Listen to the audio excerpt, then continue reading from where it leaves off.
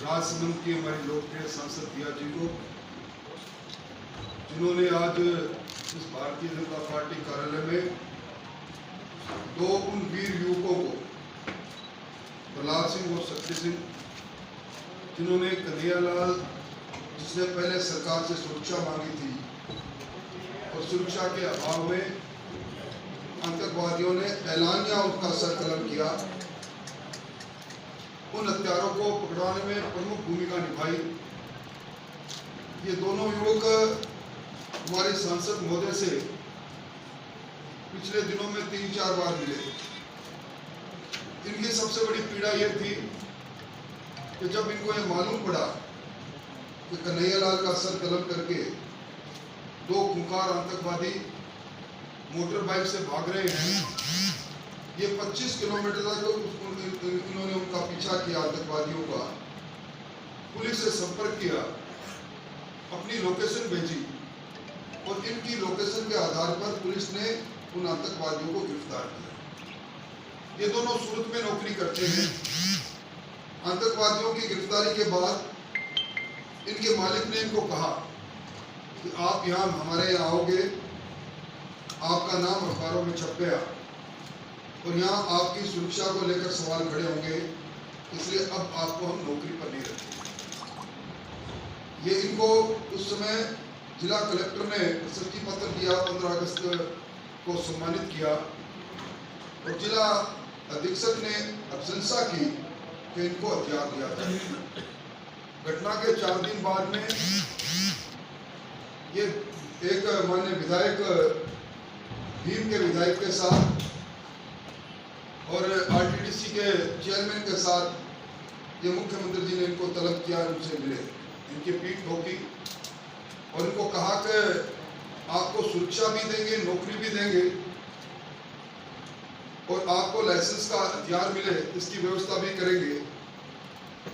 वो बात जब लंबा समय बीत गया, इन्होंने प्रभारी मंत्री वहां के उदयलाल अंजाना से संपर्क किया। उदयलाल जी ने कहा कि जब कभी आपके साथ कोई घटना हो जाएगी उसके बाद आपकी सुरक्षा की बात करेंगे। इसमें सबसे बड़ी बात यह है कि आतंकवादी जो वहां आसीन के रहने वाले थे, जब गिरफ्तार हुए उसके बाद उनके घरों की सुरक्षा के लिए सुरक्षाकर्मी तैनात कर दिए गए, परंतु इन पर किसी प्रकार की इनकी सुरक्षा की व्यवस्था नहीं की गई। इन्हें लगातार यह आशंका रहती है। स्थानीय पुलिस ने इनको कह रखा है कि आप बाहर नहीं जाओगे, यात्रा करोगे तो पुलिस को सूचना करेंगे, देंगे। और आज ये नौकरी खोए हुए दोनों नौजवान, जिनको मुख्यमंत्री जी ने कहा था कि नौकरी भी मिलेगी, ये अपनी व्याथा को लेकर जब हमारे पास आए, इस सरकार के चलते सांप्रदायिकता के आधार पर वोट की फसल काटने का जो सिलसिला है वो थमने का नाम ही नहीं ले रहा। अभी आपने अखबारों में पढ़ा होगा कि अभी यहाँ भगवा रैली निकली करणी सेना की। कुछ नौजवानों ने आपत्तिजनक नारे लगाए, सरकार ने ऐतराज किया, पुलिस ने उनके खिलाफ कार्रवाई की, पर सरकार के राज्य मंत्री दर्जा प्राप्त चतरा राम जी, जिन्होंने भगवान राम पर ओछी टिप्पणियां की, जिन पर 3 एफआईआर दर्ज है और 1 एफआईआर हमारे विधायक में महोदय ने, अर्जुन जी दीनकर ने दर्ज कराई है, उनके खिलाफ कोई कार्रवाई नहीं।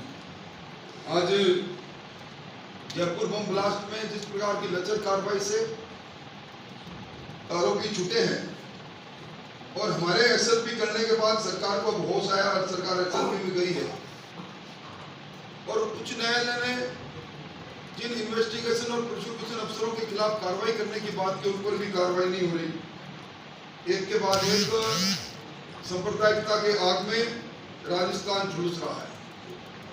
इनकी व्याथा के लिए हमने आपको बुलाया।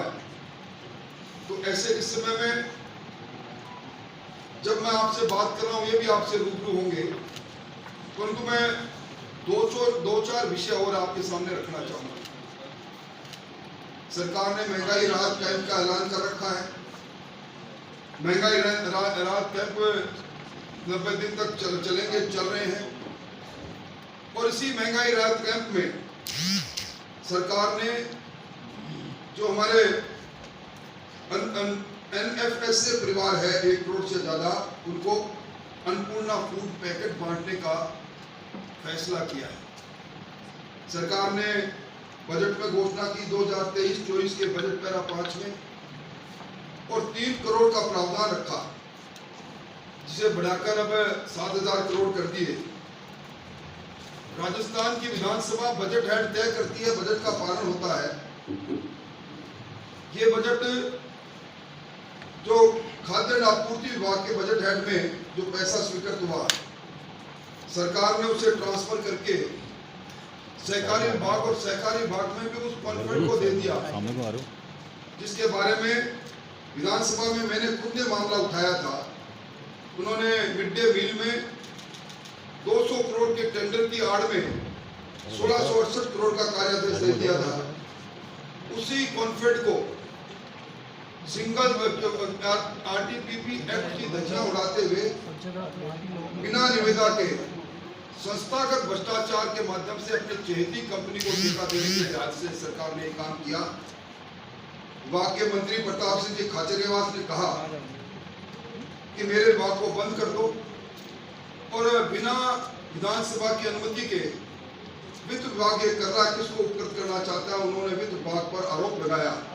वित्त विभाग के जो हमारे सरपरस्ती हैं वो हमारे मुख्यमंत्री वित्त मंत्री के रूप में है। एक बार फिर सरकार के कबीना मंत्री ने अपने ही मुख्यमंत्री को कटघरे में खड़ा किया है, और महंगाई राहत कैंप में 90 लाख लोगों ने रजिस्ट्रेशन कराया है। 25 मई को इन्होंने कहा मैं ये फूड पैकेट बांटना प्रारंभ करेंगे। अब ये फूड पैकेट जब बटेंगे आचार संहिता के आसपास, और इसी प्रकार मुख्यमंत्री जी ने एक ऐलान और कर रखा है। उन्हें अपनी बहनें याद आई है। रक्षाबंधन पर वो 1 करोड़ 33 लाख बहनों को स्मार्टफोन देंगे।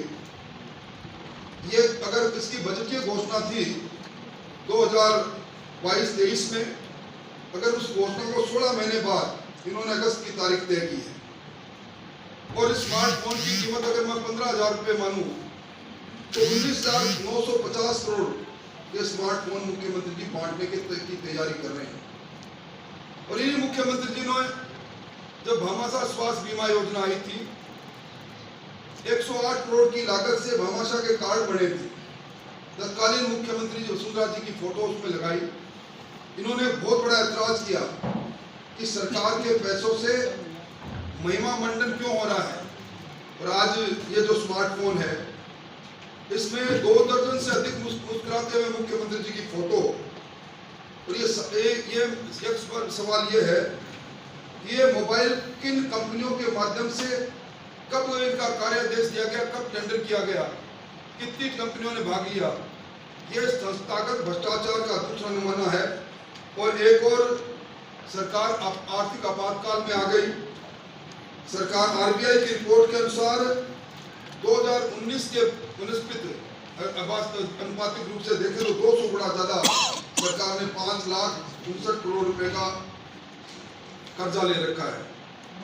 अभी सरकार ने महंगाई राहत कैंप में, इस कैंपों का जिस प्रकार राजनीतिकरण हुआ, ये संघवाद पर चोट लग गई।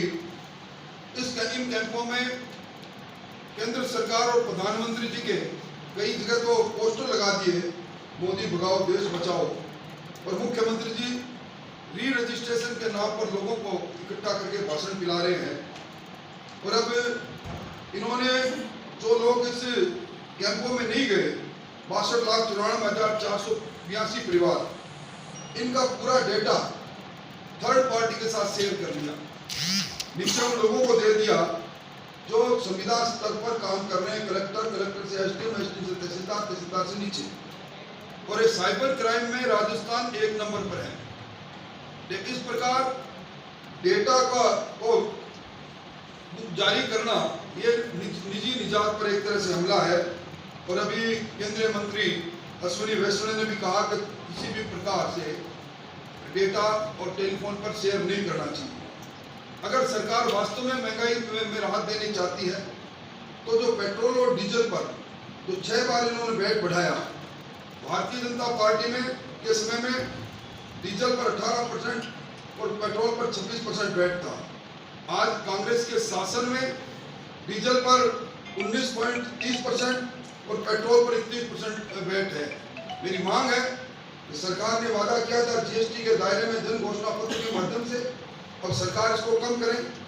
मंडी टैक्स जो भारतीय जनता पार्टी के कालखंड में ₹1.60 का ₹2.60 है, इसको कम करें।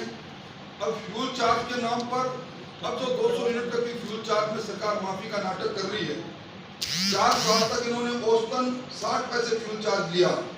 भारतीय जनता पार्टी के समय में 18 पैसे फ्यूल चार्ज था। देश जितनी भी कैटेगरी है, सरकार अगर वास्तव में राहत देना चाहती है तो फ्यूल चार्ज को भारतीय जनता पार्टी के पूरे कालखंड में जो 18 पैसा रहा उस पर लेकर आए। मोटे तौर पर मैं ये कह सकता हूँ, जहाँ एक और ये सरकार उन लोगों की भावनाओं के साथ खिलवाड़ कर रही है जो जान पर खेल कर आतंकवादियों को पकड़ाते हैं, नौकरियों से हाथ धोते हैं। दूसरी तरफ यही सरकार अन्नपूर्णा फूड पैकेट के नाम पर, स्मार्टफोन के नाम पर संस्थागत भ्रष्टाचार करती है। वहीं महंगाई राहत कैंप में डेटा लीक करके इस साइबर क्राइम के अंदर बढ़ते हुए राजस्थान, जिस प्रकार साइबर क्राइम में यहाँ अपराधी बढ़ रहे हैं, राजस्थान के लाखों लोगों को असुरक्षित करने का काम कर रही है। मोटे तौर पर मुझे इतना ही कहना था। आप में से किसी को कोई सवाल करना है तो निश्चित तौर पर वैसा भी एक